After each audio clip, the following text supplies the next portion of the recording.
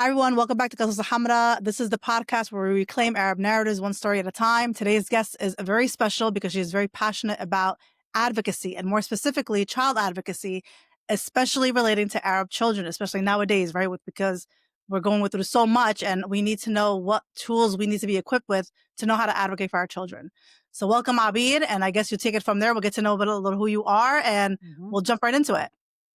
Thank you for having me, Nuran. I do have to say, I love the title Kazouza Hamra because the word Kazouza is such an old antique word. It Yes. just reminds me of so many things. So thank you for the amazing title and thank you for having me. Yeah, every time someone says Kazouza, what is Kazouza? I'm like, I don't think that word is used anymore, but it Uh-uh. was used in Halab, where I'm Mm-hmm. from. Like, I'm pretty sure that's what they called it.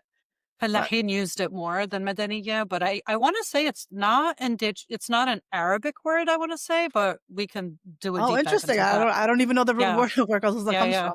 Yeah. Right. Yeah. But I love So it. tell us a little bit about yourself. Like, where are you from? You're born Mm-hmm. here? You're born back Mm-hmm. home? hmm So I am born in the United States.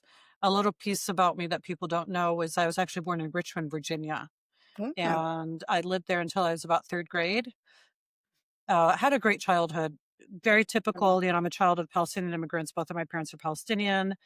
Typical immigrant story after the 65, Immigration Act. Parents got married, moved here, had the kids.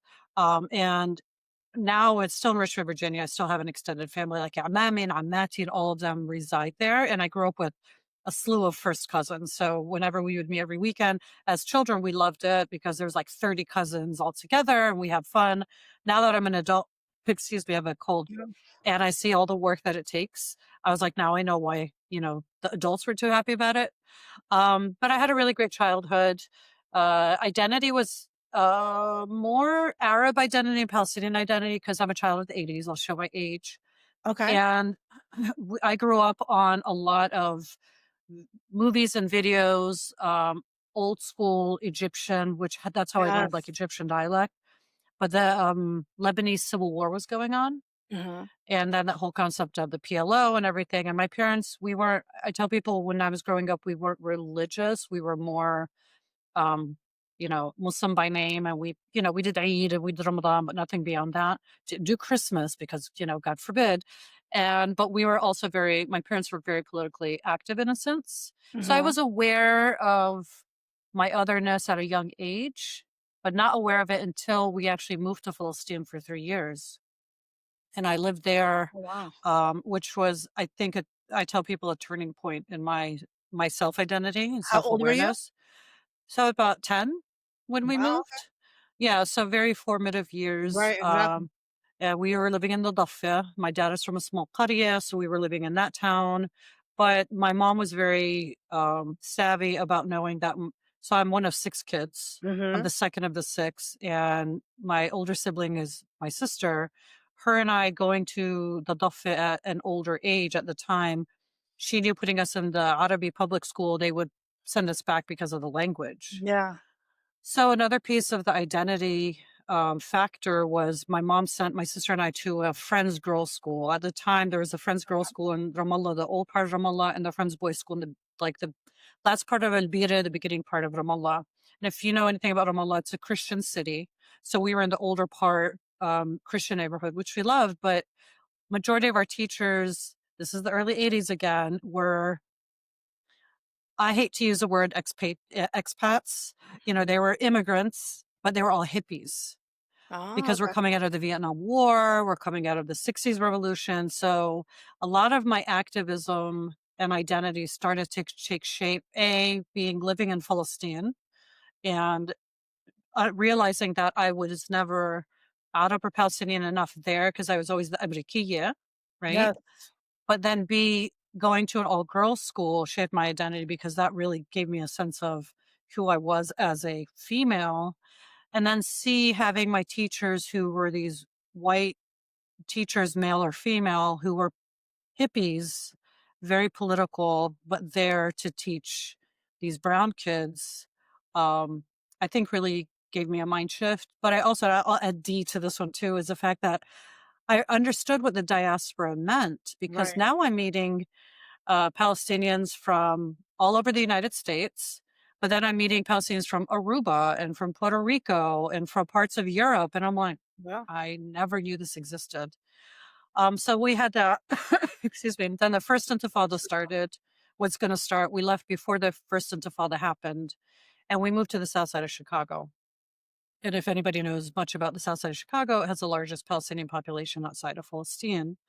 I Oh, know Patterson I didn't wants know to claim it. Patterson I wants to know, claim it, I but always listen, I was raised in Clifton, but Patterson is very okay, close to us, so there we you go. we spent every weekend going to get our Yeah. groceries and buying, Mhm. we needed. Actually, Yeah. I was just there 2 days ago. Yeah. I haven't been to Patterson forever. My dad's maternal uncles and them live in Patterson. So majority of the Ramadans there are most likely like related to my father's side of the family. Um, but yeah, But we but moved to Chicago, I Chicago. really had no idea. It's very interesting. Okay, I learned Yeah, something yeah, new. yeah. So I grew up in the city at first on the south side. We're very territorial. So I grew up on the south side. And then just like typical immigrants, once you make a little bit of money and you can do that social Yeah, mobility, we moved to the southwest suburbs, right. Bridgeview, Burbank, that part. So and then with that again, my mom was very big on education for her daughters. And at the time it was the only all girls Muslim school, middle school on up, called Aqsa School, and we ended up going there. We're among my generation and the one right before us were the first to go to that school, Mhm. and that really helped foster my sense of identity, who I was, and added to the social activism piece, Yeah. because unfortunately a lot of our histories are steeped in trauma, and so we have the war in Bosnia happening as well, along with everything that's happening in Palestine and the war in Afghanistan. So there was no way that us child of immigrants who wanted to be socially active could avoid those issues. So that's kind of where my activism started, but Right. also the nurturing of my identity and also understanding. I was talking to this to a friend of mine today about um, third culture spaces Yes. and what that means. So yeah, and then now I reside in Maryland. I've been here for over 20 some years, but still consider myself a Chicagoan, but I do like living on the East Coast. I will say that. Yeah, I love living on the East Coast as well. I have Mhm. family who live out in California, and they're constantly trying to Mm. convince me to move there, and I'm like, "No." Like, What I part of love California? I think Irvine, I wanna say? Irvine. Yeah, Okay. Irvine. Mhm. Yeah, she's like, I "You the love California. it's great." I mean, I like it to to go there and visit, but to live there, I don't know. Mm. I think I'm so accustomed to the hustle and bustle here. Yeah. Like, I like it. I thrive Yeah. off of it. So Yeah, I I'm agree. used to when I went there for a vacation once, it was just Mm. so slow paced. I'm like, Mhm. "Dude," like, we're at a restaurant, like, "Hi, how are you?" I'm like, "No, like, Yeah, let's I need go. to eat, Yeah. lady, like, take my Yeah. order and, like, give me my food." Yeah, when I first was gonna visit California, my brother, he had visited before me. He's like to me, "This is how I'm gonna put it for you. People on the East Coast, hustle, and Mhm. then people on the West Coast just, stroll and just, Sure, like, yeah, yeah. stride." I'm like, "Well, that's a good Well, we also analogy." here, I mean, listen, bring it back to Patterson, we have, like, the first Arab Palestinian, like, Arab American Palestinian judge, I think Right. both male and female, I wanna say. Oh, Yes, I think okay. Judge Abdel That's Hadi, cool. don't quote me, but I think Judge Abdel Hadi is, like, the first male, and, Mm, Nadia Kaf is the first, like, female okay. Arab Very American cool. Palestinian. So we can claim that, I guess, for Patterson, right? So, But I I guess think Dearborn will come in and say, "Well," well, so let us tell it's you what we have interesting. here. Yeah, Yeah, yeah, but I mean, but the good news is we are everywhere, and yeah, obviously, with what happened in the past, has brought all of our families to bring us here, right? For a better correct. life, either whether forced or whether making a choice. But I think for me, like being raised here, there is a struggle because you are the emerkiye when you go back home. Mhm, Emerkiye, she doesn't understand, she doesn't really know how things work around here, which I guess to some degree I don't. mhm, But also being here, it is a challenge because one, my parents also were never really religious, but they were very mhm, cultured. Like everything mhm, was culture, and they used God in the culture, but things that had correct. you know how it is, like, they it has Yep. nothing to do with one another, but they kinda Mhm, make it appear so. But then you're going to school and you're interacting, you are I was introduced to Christmas, I mean, we had Christmas tree in the classroom when I was growing up, mhm, and I would go mhm, home and say, "I wanna celebrate Christmas." Why? right. It's like you're just giving gifts. Like I had no idea. I wasn't connecting it Right. to like a religious holiday. I was like, Mhm. everyone's getting a gift. Here you go, everybody. And I would force them to like I would actually buy gifts and like give it to everybody. And they're Mm. like, we don't celebrate this, Nuna. I don't know why you're doing this. I'm Yeah. like, I don't know why either, but It's like, I want a gift just like anybody else. right. But I guess from my immature, frame of mind back then, I was young and I didn't know. I Yeah. thought something was cool, and we are raised on Home Alone and all these Mhm. Christmas movies that Mhm. I loved growing up. I love the holiday season, to be honest. I'm not Right. gonna lie. And even though I don't I really celebrate it, but I like it. enjoy it. I see the Yeah. Christmas tree and Mhm. now the holiday tree, whatever to be Yep. politically correct. But kind of very similar to you. I mean, I was just a girl existing in the world, and Right. I had to kind of find my way to see who I am and be proud of who I am, because I was kind of embarrassed to be Arab back in the days. Mhm. Like, it wasn't a Mhm. thing, and they're like, Mhm. What are you speaking? Like, what is this? Like, why do Right. people in your family wear the hijab?" I'm like, "I don't know. I can't even explain it to you. I don't know." But Yeah. I'm not like, "I'm cool." Like, I'm cool, whatever that meant. But that's how we were kind of brought up. But alhamdulillah, as you grow older, and I think now, especially is a pivotal time where we are like, I am very proud of where I'm from now. Like, Yeah. I'm a Middle Eastern woman, and I'm also an American Mhm. woman, Right. and I'm just a woman existing on earth, and I want the goodness and betterment for not only my community, but for all communities across the board. Yeah. So, prior to you moving to Palestine, when you went to school, what was that like for you when you were in class? I mean, you said you weren't really religious, so did anybody ever know, like, Yeah. Arab I mean, Palestinian? yeah, of course. My name was Abeer, Yeah. Ramadan. Like, there's no way it could be like a Susie or a Jennifer or whatever. Um, and we didn't have that many, if all. I think there was only one other out of Muslim family in the Wow. school. So like I said, I knew there was a sense of otherness, Yeah. and not necessarily that the kids made it very obvious. I mean, we were young, but again, the same concept of like Christmas and these holidays. Yeah. We did celebrate. Excuse me, I'm so Sure, it's sorry. okay. No worries, no worries. Ironically, like we didn't do Christmas, but for some reason, my parents loved doing Easter. Like we would have Easter See? baskets and like, and I guess they just like get. And we do have pictures with Santa Claus, right? So talk about like I think I do a too. I think mind. we have Yeah, for them, I guess they just like, oh, this is fun. Take pictures. Yeah, I mean, like I said, growing up, there was a sense of otherness, and I knew we were different in many ways. Of course, not eating pork, but also, no liquor, yeah. no dating. Well, I remember I had neighbors where the kids were talking about how their parents were divorced, and then all of a sudden, they're meeting their mom's boyfriend, and they were at the wedding of their, mom and their And you're boyfriend. like, For me, I was like, oh my gosh, right? "Yeah, Because that's not something, and even if it did happen in our cultures, nobody talked about it, right." right? So that's when I knew something was different. So yeah, but again, it it wasn't. I do say though, had we not moved to Palestine when everything happened, I don't. I think I would have had a much more difficult time with identity Yeah. there than I would have. And also it's the South. People don't understand Virginia's the deep South. Like it Well, starts with the South, that's what's also Richmond. interesting. You don't have, like, a really large Arab community, I would think, in those Not suburbs. when we were growing up. Now I heard that there's a Saying larger southern Arab and Muslim states, I mean, population. Yeah. Well, I mean, it southern depends states. where you go in the South, Yeah, but even at the time, there wasn't, right? I would also love going to my dad's relatives lived in like New Jersey and in New York.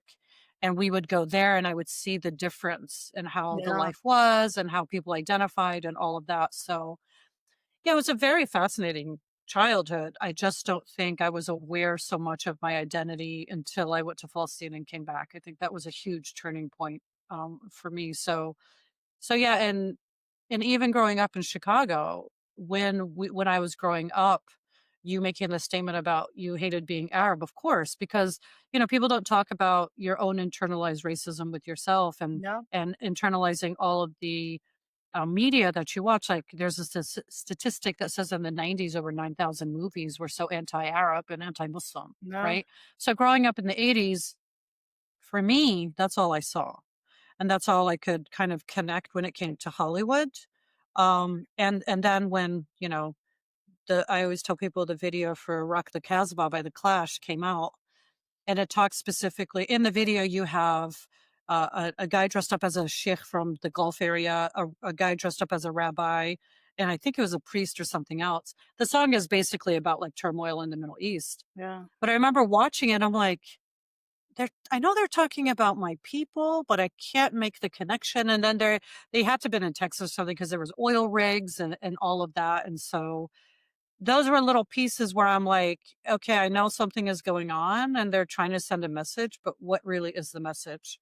Right. And now when I think about it, I'm like, oh, I know what the message is. But, being Yeah. 6 or 7 and watching it for the first time, I'm just like, interesting. Like, that's how they perceive us. And that's what they Right. see. And then We were being con me, we were being conditioned through these films because another film that comes to mind, absolutely. I was obsessed with, like, Rocky films. Hmm. Remember Rocky 4? I mean, we were conditioned to, like, I hate Russians. I mean, Right. that's what I was like, Yeah. getting, like, why Yeah. is this The guy ugly like this? Why are Russian. they doing this to us?" Hmm. You know? Yeah. But Yeah. I think, All yeah, of that. any group that they whoever they are, don't want you to like for whatever reason, this is how Hmm. they're gonna be portrayed in films. Yeah. But I think now, let's say when any film I watch or anything I read, if there's something that's being shown in a way or presented in a way that's like, this is the enemy. Like I always say, for example, what is his name? Oh my god, why does his name escape me? One of the greatest strategists in the world. Greatest strategist in the Yes, world? greatest strategist in the world from modern day Tunisia. Oh god, you're gonna have a Rome's blank. greatest enemy. Hang on, I gotta look this up. Rome's greatest enemy. Not Hannibal. Hannibal. Yes, yes, yes. Yeah, okay. Hannibal. Hannibal. I was like, Yes, Hannibal? yes, Hannibal. Uh-huh. So Hannibal, obviously, and we know the film Hannibal, where the guy is Mhm. like, crazy. But then when I was reading once, and it's like, this is Rome's greatest enemy, and I'm like, why Mm. is he greatest enemy? Like, why is this little short paragraph about this man, and we hear nothing else? Then I dug into him. I'm like, oh my god, this guy's fascinating. I'm like, look how Mhm. intelligent this guy was, and he did all of this while he took the elephants over the Alps. What? Yeah. I'm like, there should Mhm. be more about learning about people like this because I mean, essentially, they took his mind and his thinking and applied it to marketing, applied it to Yeah. war, and applied it to everything. Mhm. So, and where does he come from? From North Africa. North Mhm. Africa. So it's like our Right. part of the world. Right. So it was always just kind of being presented in a way, but he'll never get the credit for it, right? Like they'll just Mhm. take it as he's this person from there who did whatever X, Y, and Z, and Rome beat him because Rome are the heroes, and Mm. we move on. Yeah, So and I think that's one of the reasons why first of all, I'm kind of like a unicorn where anytime you find any Arab or Muslim teachers or educators, you rarely find them in history or social studies. yes, ELA, math, special ed, language learners, science. Rarely do you find us in social studies, which is fine with me because then I can capitalize on the yeah, topic. But that's, to answer to add to your point is the fact that also what drew me into wanting to teach and also do curriculum writing is like there's so much that we don't say and don't learn. Again, I grew up in Virginia. The yeah, father of Richmond, Virginia is Thomas Jefferson. You know, I remember going to Monticello and seeing all of his, oh my God, he's so amazing. And now, fast forward, you find out about Sally Hemings and you found out about all these things about him.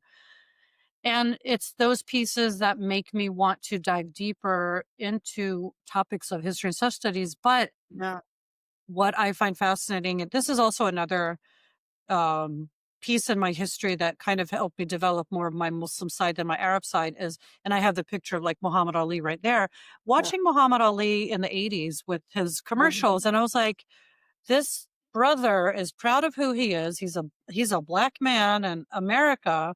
And I'm like, he really gave me that concept of it's okay to be Muslim. And he gave that positive perspective Yeah, that people loved and respected. So, that's another piece of the advocacy and the work that I do is how much do we not know? And the work that I do is also talking about the history of Arab and Muslims in the United States.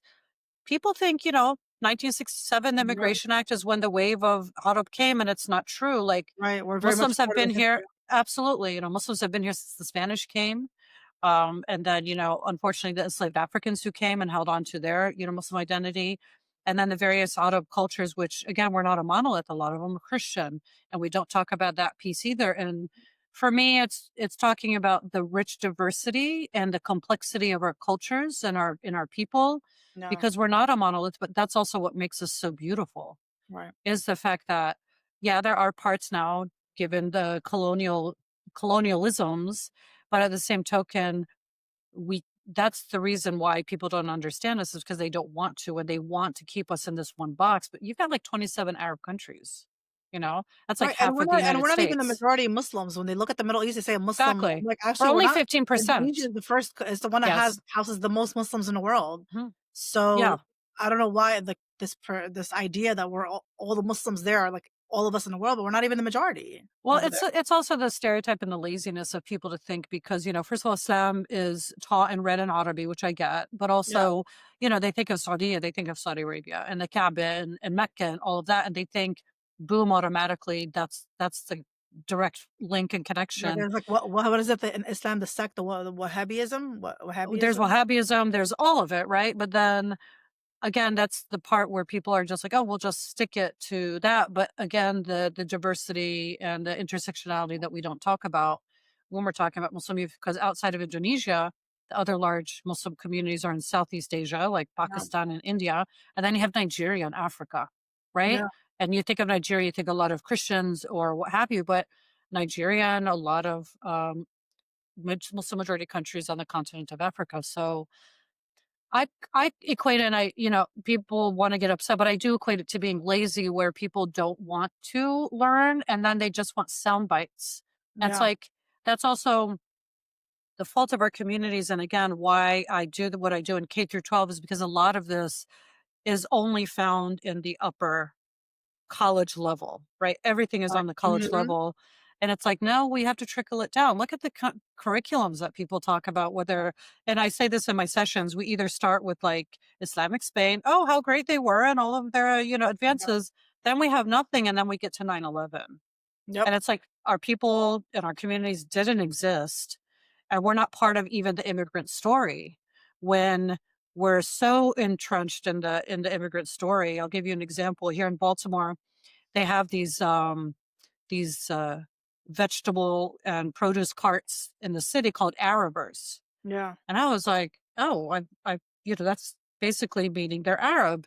You do a deep dive and of course blame it on the British because it was a derogatory term, but majority of street peddlers who came here were from Syria or from the Levant area. Yeah. Right?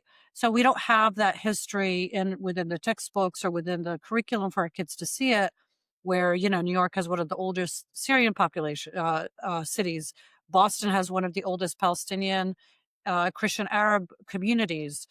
Things like that. The lynchings that happened to Arab Christians in Florida.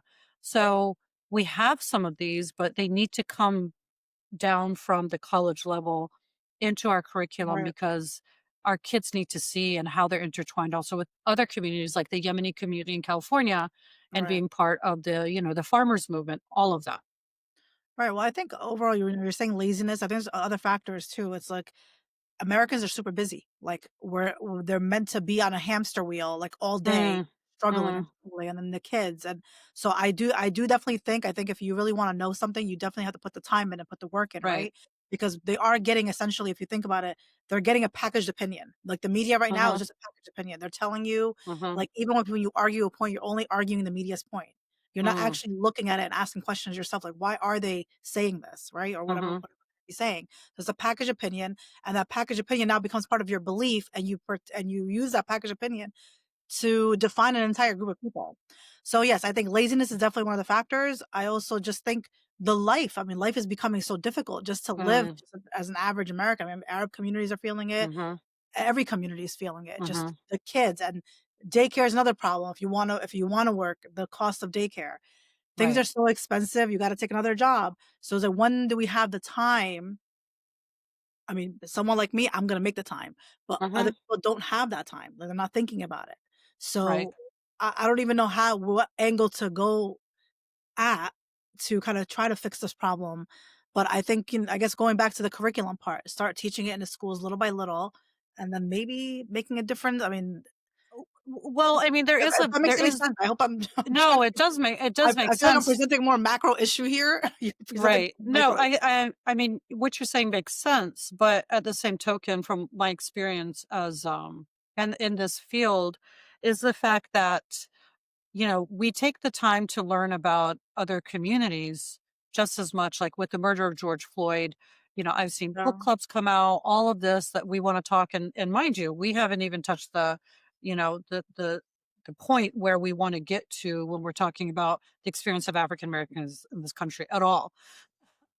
But what I've seen and noticed when it comes to Arab or Muslim stories, it's really schools and communities that just want to be reactive and not proactive.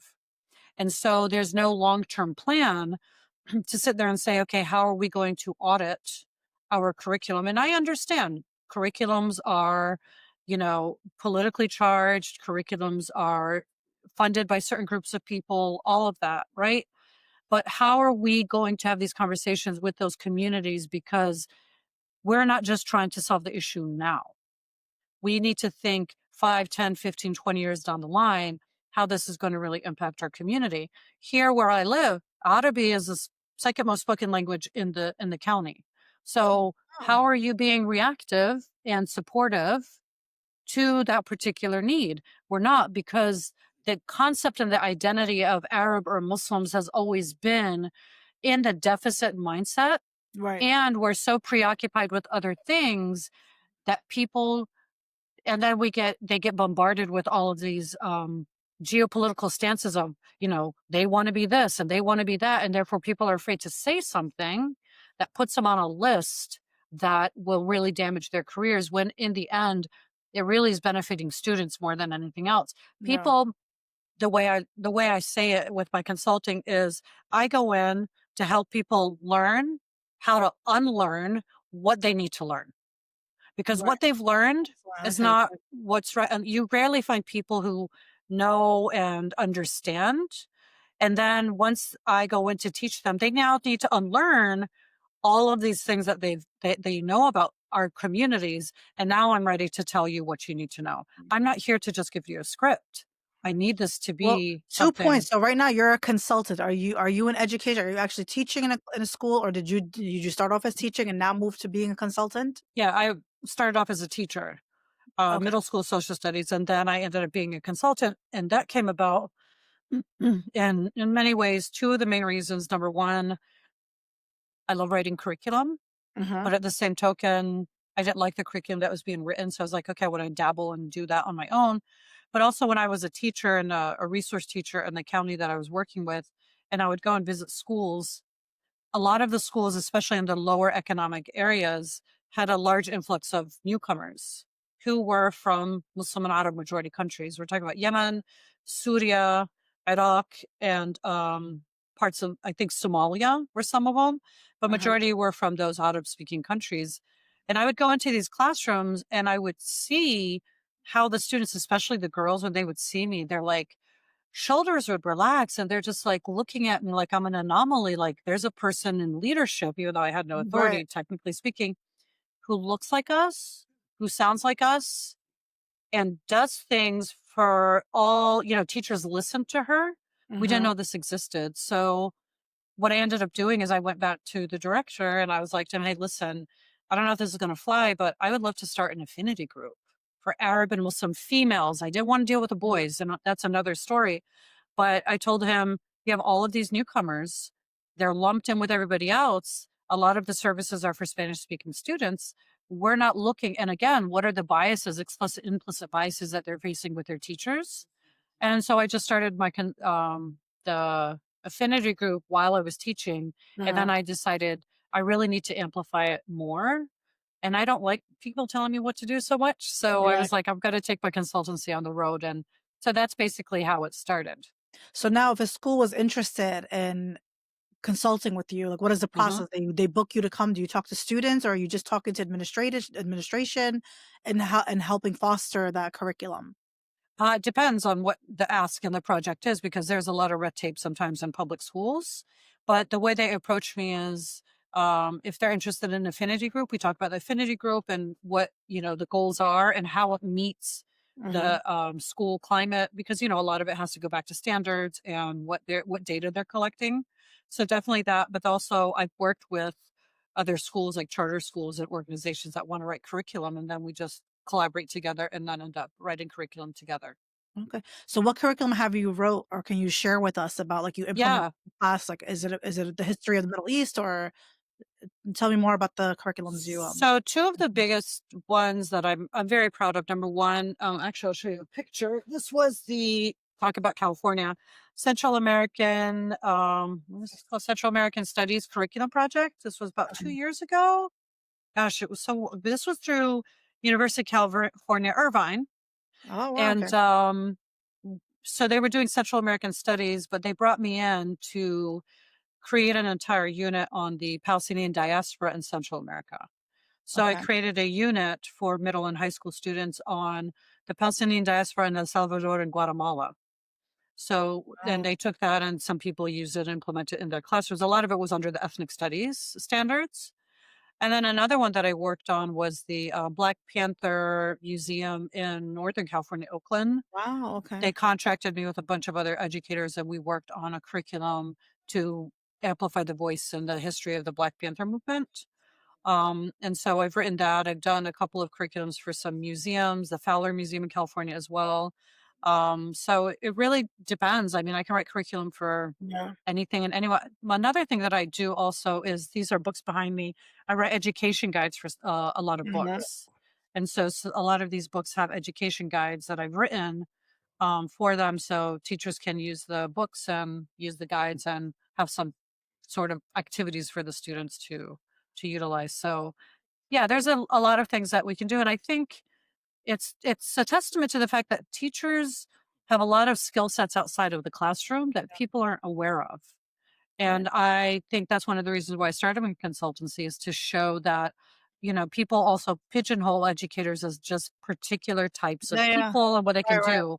Yeah, but Well, we're I very mean, versatile. I've always respected education since I was in Syria because when I lived there, Mhm. you had to obviously respect your teacher, right? And it was a Mhm. different experience. Like you just respected the teacher. Right. Here, teachers really don't get a lot of respect. Like I would sit in classes and like somebody has their legs on the desk. I'm like, how? That's so insulting. Like in my culture, it Mhm. would never be allowed. Like, Right. hello, open your hands. You get Right. the stick on your hand. Yeah. But it's just this, and then you also got the message that those who can't do teach. That Yes. was, like, always the message, like, if you can't, Mhm. succeed anywhere else, you end up You're gonna teaching. be a But teacher. Yeah. obviously, for Arabs, it's completely the opposite, like, being Mhm. an educator is such a high honor, right? Because we value Right. education so much, and we are highly Mhm. educated people, I know you know, Correct. but we are highly educated. Let's say, my school right now, we do have a large population of Arab students, and I also have my social studies certificate, believe it or not, even though I have Mm. no background in history. The only reason I got the cert was because I teach psychology.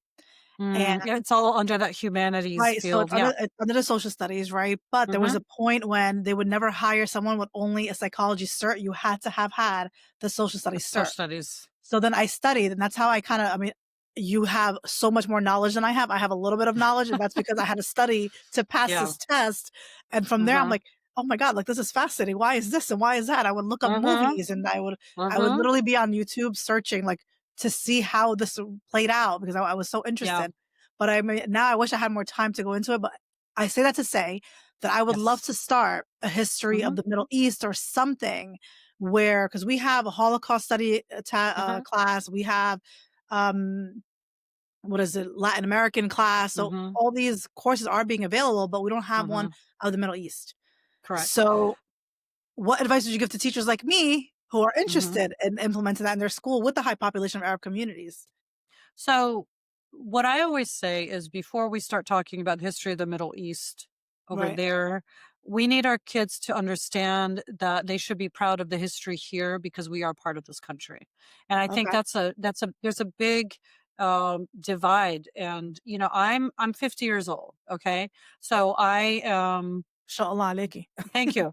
Born and raised here, and I say this to say because there is that third, now fourth culture that's being created, Mhm. and teaching and creating a curriculum for the history of the Middle East is great for a world cultures class. Yeah, yeah. But what about American history? And I think it's very important that we also create curriculum on the history of Arab and Muslims in this country, not to prove that, oh, we're just as American as everybody else. No, but for kids to see that it didn't just happen yesterday, for them to Right. understand that the 1800s, they built cities like New York, they built the Midwest and like cities Wow. in Illinois and in Iowa. They were part of movements in California. They were part of movements, the Chicano movement, the Black Panther movement.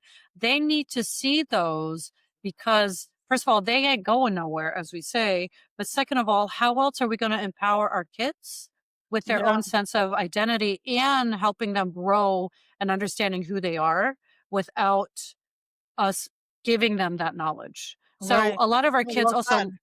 also, and instead in us we do focus on other, the history of the Middle East, which is fine. I think it's great given the geopolitics, but we also need to understand the kids that are being born and raised here who may have no connection to their families Which probably never I've go had a lot back. of students who will be Exactly. Palestinian, Syrians, and they're like, We've "I'm never been. American. We've never been there." Correct. Right, and I think My that's kids being that one of the 2 of them, that's so. another piece that I talk to about with community, with Mhm. schools and organizations, is the fact that I'm sure you want to solve the problem that Muslim and Arab kids are having, but do you even know anything about them?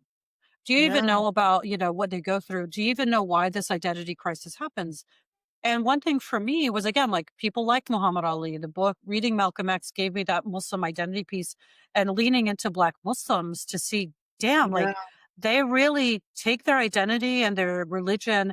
It's not inseparable, right? Yeah, yeah. So we need to have our kids understand that it's okay if you say you're Palestinian, but you've never been, but you know what your communities have done Yeah. because that's where you're from and that's how they started. So I'm all for creating curriculum for the history of the Middle East. It's great. I mean, it's vast and it's No, well said, though. beautiful. I Yeah, appreciate but you what about saying that here? because yeah, Mhm. great, excellent point. So it's more Mhm. like merging a unit within the Yeah. current classes that we have to Yeah. see how we fit in, or as we're part of the puzzle. Yes. We're part of the Yep. puzzle as well. That's Yeah. excellent. So Mhm. now parents who wanna advocate for their children, I mean, I came across your video on TikTok when you were talking about how we can advocate for these kids. Yeah. Are you referring to, like, tell me what you were referring to in that video in terms of, like, is it when children are only experiencing something bad in the school system, or what happens to families who are immigrants who just come here and they're trusting the school system with their kids, which is essentially what my parents did. Yeah. They're two different things because families who come here as newcomers, especially if they're refugees or political asylees, Yani Masakin, they have a lot going on, Yeah. right? And then their relocation services and everything this is where our community is failing our people. And I'll tell you why. Okay. The main thing is a lot of the resettlement processes, although they may go through a masjid or something like that, we don't provide the necessary services for our families. Like, what are our school systems like? What do you Right. expect for your students? How can you advocate if your student is experiencing something wrong? We have people coming from countries where they're not used to speaking up. They're afraid to speak up and they don't know how to speak up. Right. And then the language barrier, and then they're worried about getting a job and they're worried about going to work and they're worried about being in an extended family. So newcomers are a totally different category. Right. When we're talking, so a statistic, for example, let's use Chicago just as an example for now. Mhm. There's an area in Chicago, there's one school in Chicago, 30% of the population are Arab. 30%, Wow. right? And they face the same disgusting discrimination that other kids face, but we don't have any advocacy piece because Yeah. it's going to the very beginning of what you said, where our communities now they're realizing it, but in the past weren't realizing the importance of having educators and people in the system who know how to deal with not only the system, but also serve the needs of their students. Yeah, yeah. So what I always tell parents is you need to be a fierce advocate for your child, good or bad. If it's good, praise the school, be involved. But if it's bad, they're not going to listen if you're not going to board meetings. They're not going to listen if you don't vote. They're not going to listen if you are not present Present, and yeah. letting them know. But they're also not going to listen if you don't have a solution because they're already over stimulated with everything that's going on. Right. We need to learn from these other communities that go in with a strategy and a plan. And October 7th really flipped that on the lid for our communities. Right, yeah, absolutely. And we need to have that where we need to stop being afraid of speaking up. No. You are a paid constituent, but that's a civic literacy that a lot of our parents don't have. And also a lot of that fear. So we do have this new crop of generations coming up and fierce advocates for themselves, but we need to have what I would love to do is have these sessions for parents and these our communities of this is what you need to do. This is how you do it. And that's what needs to happen. Don't be afraid because at the end of the day, it's your voice, your Yeah, yeah. child. Legally, that's what they have to do to protect your child. So, but they're two different But I categories think, of yeah, people, newcomers. having something there, like, yes, in the community where Hmm. we're offering, like, this is what you're gonna be experiencing, here's Hmm. how you handle it, or if Yeah, you have a question, then you reach out to the appropriate party, and then we're gonna yeah, navigate it together. But, correct. yeah, I think we definitely are lacking that. I'm trying to think when I was younger, what was it, but I honestly, I genuinely feel my parents were so, like, happy to be in America, quote, Yeah. unquote, that they just gave us to the system, like, they just trusted the system But without that's also any question. something that they brought with them, like in our Yeah, countries, if you send your kid to school, you that's automatically, and a lot of cultures have that. You go to school, the teacher takes care of it. What do you mean the teacher's calling me to tell me how my kid is doing? What do you mean the teacher's calling me and telling me blah blah blah? These are cultural aspects again that the schools are learning about, like, oh my God, why aren't these parents, calling me and checking up on their child? Well, because number one, they think you're going to take care of it. But number two, if they're new to the country, language could be a barrier. They right. don't have time. They're in survival mode. They're Yeah, in deep survival mode. And at the same token, the mental health of a lot of these people who are coming from war torn countries is exhausting. You know, not absolutely. only that they have to deal with the trauma that they dealt with back in Syria or in Yemen or Iraq, but how many countries did they go through that they were also considered refugees and immigrants and shafted to finally get here? Right. And then they're still in constant hustle mode that they never had time for them to let their nervous system calm down. Relax, yeah. And they don't have the language to talk about it because there's nobody that looks like them. They're not going to trust somebody. In our cultures, you don't talk to everybody about your Yeah, issues. And so schools are realizing that, but sometimes it's a little too late. right. And we don't offer these services. And that's where we need to really start thinking about what are some things that our communities need? How are we going to build them and work together to really create those spaces where people come and they are able to look within our community for it as opposed to outside, where there's always that outside lens on how to approach it. Yeah. No, I mean, I definitely think it's needed, but also, like, therapy. Like, I would like to see group therapy where we're all navigating it together. But I know in our Right. culture it's so, I mean, I guess we are changing that. Therapy is Hmm. becoming something that we can definitely consider. Yeah. But historically, it's like if you went to see a therapist, you're like Majnune, oh my God, Right. Majnune, like you're crazy. Hmm. Why are you seeing them? They Yeah. don't understand the concept of just like talking Hmm. things out. And yes, we are taught, and I hate that a part of our culture that we're like taught to just be quiet about everything. Right. And it's like, and if you do speak up, you're either an adra, you're considered Hmm. adra, or you're Hmm. strong-willed. Hey, man, it's just like, Hmm. no, if we're speaking out for the right reasons, Yeah. this is our opportunity. I just wanted to say also, sometimes schools tend to overthink what our kids need and sometimes just providing the space for them to be themselves. And Yeah. that's what I do with my affinity group is I have these girls come and I tell them this is a safe and brave space. We're going to be talking about things. One girl came and was talking about how she loves Billie Eilish and she can't go to concerts. And I told her, girl, you're speaking my language. My parents never let us go to concerts when we were growing up, right? God forbid what's going to happen. But I told her, now that I'm a mom, I've taken my daughters on many concerts. We go. So I told her, I understand where you're coming from. And for them to just be able to talk about things that are unique to our communities, for them to feel like I have somebody just to talk to. It doesn't Yeah, have to yeah. be full blown therapy. It doesn't have to be full blown lesson plans, just a place for them to be. And And I not think to be that's afraid. extremely I feel like a important. lot of younger Hmm. kids sometimes when they see like the older Arab person, they may be afraid. Like, are they going to tell my family? Are they going to judge Correct. me? Am I going to be the bad, Yeah. seen as the bad person? But yeah, Yeah. absolutely. I think it's all about a balance. Like, yeah, go to a freaking concert, enjoy yourself, and it's all about Yeah. balance. I don't believe in any extreme on any end. Just like Yeah. live your Yeah. life, and alhamdulillah, as long as Allah is on your mind and you're praying or you're doing what you have to do, Hmm. I think everything falls into place. And this might be a naive way of looking at things. I don't know. I don't think But it's naive. I think it's just lived experience and everybody just has a certain perspective on how to do things. But to let her know also that she's not alone, but as time goes yeah. on, things change. Not everybody stays the way they are. And I think to tell Arab families that the more, I mean, psychology says the more you tell someone not to do something, the more likely it is they're going to The do it. reverse So psychology, that, absolutely. like, you either provide that safe space for your children where they can come to Right. you and talk to you and you navigate the problem together, whatever the problem Hmm. may be. But we're no longer living in that past time where we like shun you from the community. Right. It's like, no, Right. like it's okay. We're gonna deal with it. Hmm. We're gonna work through it.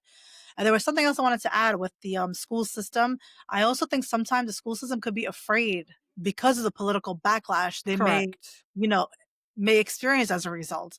So Mhm. like wearing a kufiya, sometimes they don't know how to navigate that with kids Right. wearing on their backpacks when Right. because the symbol, how it's been presented in the news, it's like it's Mhm. associated with something negative when it's like Mhm. this is our roots. It's like it's about our farmers. It's about where we're Right. from. Has nothing to do with what you think it is. But again, that's the unlearning that they Yeah. have to learn as a fact that, but that's also another piece that really upsets me is the fact that people can say anything about Arab and Muslims at face value and people take it.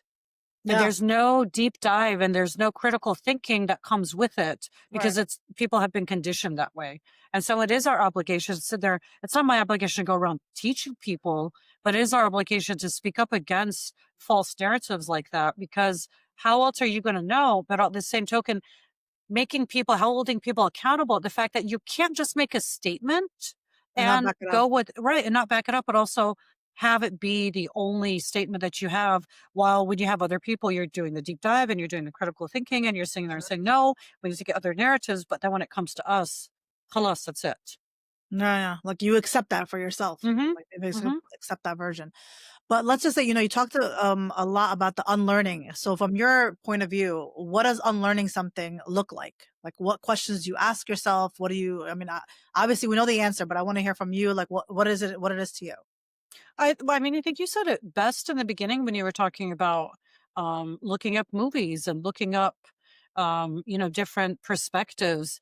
The unlearning, are you asking what unlearning do I encounter from However you want to people? answer the question, like just generally speaking, you've learned Arabs are bad, right? Oh, Now, whether yes, you're an Arab, whether you're a non-Arab, what is right. the process that you should be going through from your Yeah. point of view, from your experience, from your Hmm. background, and what you've seen and what you've worked with? What does unlearning look like? Like, what is the process of unlearning something to learn something, the correct And information right. or And so information? that's why I always start with the history of our communities in this Yeah, country. Because in order for people to stop thinking about our communities as foreign and as yeah, something that's of the past, we have to make sure that they know that we're just as what people know about indigenous communities, they're not non-existent. They're actually existent and they're thriving, right? yeah, yeah, And so you need to unlearn the fact that a community doesn't exist anymore or exists in only one narrative. And for me, the unlearning always starts with we've been here since the inception of this country. That's a huge mind shift for people. yeah, yeah, For them to think that they are not the only ones, and the fact that since our people have been here for that long, why haven't I heard about it? And that's where people start to think, okay, if I haven't heard that, what else have I not heard? yeah, And then another big unlearning piece that people just have a hard time grasping is the fact that the geopolitics that happens in the Middle East is all part of an imperialistic process. And people don't want to look and think about America as an imperialistic country. hmm England, of course, Germany, of course, Japan, of course, not America. We go in because that's what they've been taught. But especially when it comes to the region of the Middle East, there has been so much negativity that's come with it that there are little pieces that you have to give with them. But it has to start with the concept that we are here, we've been here, yeah, so there is no otherness to us. And then we pull in everything else that comes with it because the story of what people find out about Arab and Muslims here is connected to why Mexican Americans came or why, people from African countries came or why people fled Ireland. They're all similar, but their experiences were also kind of similar, but the way they developed could be different. But yeah. we have to start the baseline of we've always been here. It's not foreign. And then we can branch out. And that's how the process starts with me. Is there a book you can recommend for people that perhaps if they were interested, like even for myself, what book we can maybe start reading to kind of learn about our history in America? I would definitely start with Arabs of the Midwest by Edward Curtis. Oh, He Arabs is in the a Midwest. Okay. phenomenal professor. He's in Indiana University, I believe. He has a PBS series as well. Mm-hmm. Just start with Arabs of the Midwest. Arabs in the And the Midwest. reason why it's important is because the Midwest is not a place we think people settle. Yeah, But yeah. the way he does the history and how people the migration patterns, I think it's a very powerful book. Mhm. He talks about a lot about the city of Indianapolis. Mhm. And also what you get from these stories is if we took away the fact that it's an Arab community, we just heard what, the majority of the communities were saying about those communities, we would think they were talking about the Chinese, the Mexican communities, all of these communities, because the way they talked about immigrants was the same way, right? Othering, they're this, they're that, the white supremacy comes out. So it's important to understand that in order for people to say, okay, the experiences are all the same and Yeah, this is what happened. But I would definitely start with Arabs of the Midwest or anything with Edward Curtis because I think he's just phenomenal. that's awesome. I'm gonna Yeah, definitely get picked up that book. yeah, I don't know if you and the read. PBS series too. Oh, what's There's a which PBS one? series. Oh, on the same topic of the book, or Yep. okay. hmm I will link that below. And I'm not sure if you watch the Teo News or not, but just Oh recently, I yeah. think Mehdi Hassan had a debate with Matt Walsh. hmm And he said, like, about the what is it, the, Adhan going off, and he's like, hmm "Well, if church bells can go off, why can't Adhan go Right. off?" Right? Well, yeah. And he's like, "Well, Muslims don't have a history in this country. It wasn't they were," and then he said, "Actually, 1 out of 3 slaves were Muslims, so you have no Absolutely. idea." Right. So it's interesting how we kinda Yeah. come full circle thinking about that. It reminded me of that, of what I Yeah. watched. hmm All right, Abir, thank you so much. We have reached the time now where we're gonna go into Yes. Yellow Let's Pop, where we get to know a little bit about yourself. So we're gonna All pop the right. soda. I have Okay. ginger ale. I have Topo Chico, but that's okay. All right. All righty. What's one piece of advice you'd give the next generation of advocates? You need to do a lot of reading. You Uh, need to read, you have to understand, and the more you read and the more you know, there's nothing that can compare because you also have to read more about your quote unquote your enemy or your opposition. You're not yes. going to know how to fight if you don't know where they're Mhm. coming from. So I would definitely Absolutely. always say keep reading. Love that. I love that. Yeah. It's like I remember growing up, it's like they're reading Rainbow. I mean, reading was like definitely encouraged. It Oh was yeah, right?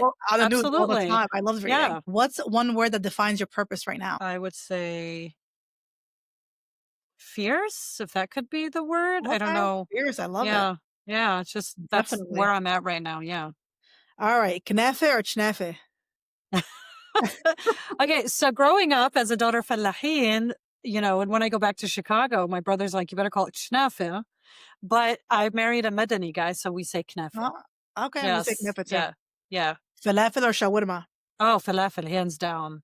Okay. Feiruz Falafel. or Kulthum? Feiruz, we had that conversation. I love it, I love it. Feiruz. If your life was a book, what would be the title? I love this cause I would say, and this is probably copyright, but I'll pay the rights.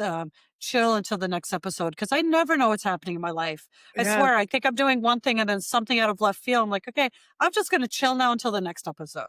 I love So it. that's what it Awesome, would be. awesome. All right, usually I end with if you were to drink one Kazouza for the rest of your life, what flavor would it be? But I'm gonna ask you a different question to leave off Okay, on this topic, which is I want you to finish this sentence. Advocacy is not a job, it's a it's a lifestyle. yes, It's definitely a the life. lifestyle. Yeah, you can be an advocate, and then I learned this from an older colleague of mine in the '80s. They were called what were they called? Limousine activists or something, like people who want to advocate, but they were in their, hoity-toity limousines or whatever. So, yeah, it's a lifestyle, definitely. Yes. Well, it's a lifestyle Mhm. definitely of learning and constantly being committed to learning because I feel like it goes back Absolutely. to Socrates. The more that we think we know, the more is it the Well, more we know, the more we realize we don't know. don't know. Yep. Something along Yeah. those lines. Yeah. Yeah. But Yeah. Abir, thank you so much, and you've really provided a lot of information. And I definitely want to keep in touch with you because I think Oh, you could please do. definitely help us here in Jersey for sure, and really Mhm. around the world. I wouldn't say just the U.S., Yeah. but around the world.